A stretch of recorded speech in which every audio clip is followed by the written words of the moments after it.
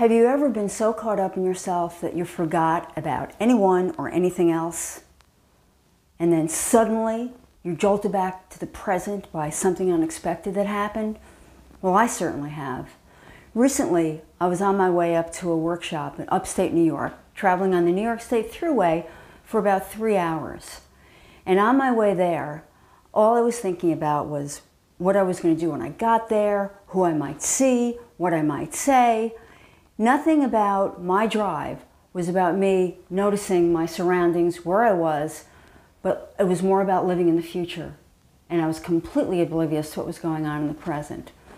Well, I had to come back to the moment when my exit was approaching.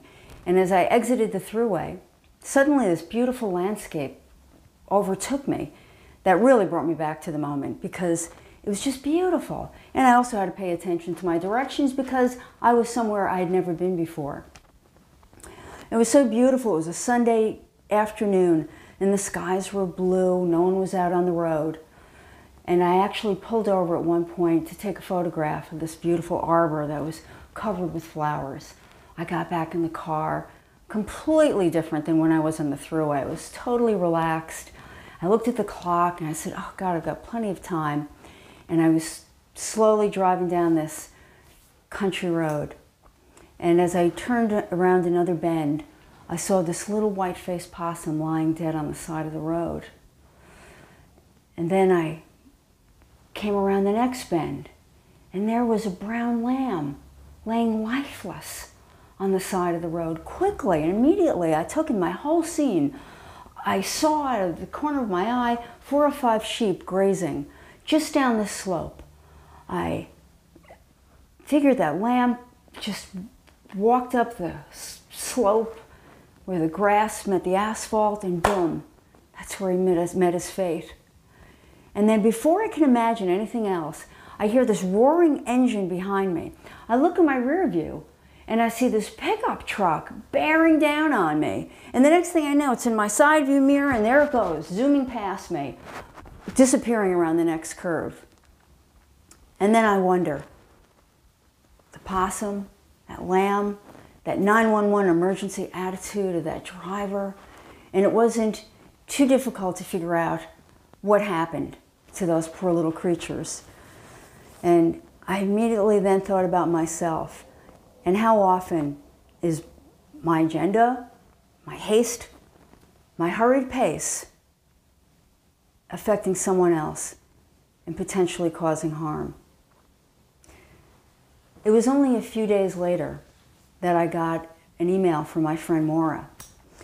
She said that she was on a busy road in Manchester, New Hampshire, where she lives, and as she was driving down the road, she saw this little brown speck in front of her, and she couldn't figure out what it was.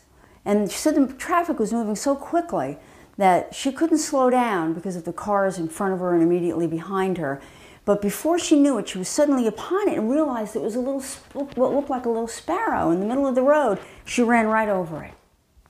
Well, my friend Maura took action, and as soon as she could, she turned her car around. She said in those moments between her running over that bird and looking behind her and seeing cars just going whoosh, whoosh over that bird, their wheels just straddling it, and then a motorcycle, she said, just veered around it.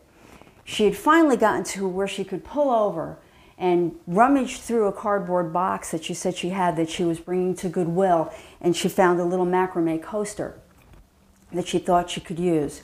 She ran out to the highway and stood on the edge, waved her arms to stop the traffic, and got out onto the road and put the coaster down on the ground and just coaxed the little bird onto the coaster.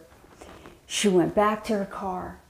She put him down in the passenger seat on the floor and figured quickly that she would hopefully take care of him through the night where she'd be able to bring him to the Audubon Society the next day. As she's driving back home, she's talking to the bird, winds up giving it a name and a gender, calls her Gigi, and begins to coax Gigi and says, Gigi, you're going to be all right. Don't worry. I know that must have been horrible. I'm thinking these are probably the things that Mara would have said. And then the next thing she knows, Gigi jumps up onto her passenger seat. Oh my God, she said she was so excited that the bird had just come to life and that it was going to be okay. The next thing she knows, the bird is flying in her car while she's driving. She couldn't pull over fast enough. She pulls over, gets out of her car, leaves her driver's door open, and the bird flies and sits on the driver's seat and looks at her and then takes off into a nearby tree. Mara said that she just stood there for maybe 3 minutes looking at that bird and that bird looking back down at her. Then she said she flew over to another branch, turned around, shook her tail as if to say, "Thank you, Mara," and flew off to have the rest of its life. Now, I know that we're not just talking about slowing down in our cars. This life that we live together, I sometimes look at it like it's a lifeboat. Somebody tips and the whole boat moves. And if somebody tips the wrong way, we could all be in peril. So I am so grateful that these things happened in such close time that I could tie it together, and for that to be a message for me to not be in such a hurry, to know that I'm not alone, that there's a beautiful world around me with other beautiful people, creatures, and nature, and take the time to be in the community as a contributor and not a life taker. Thank you.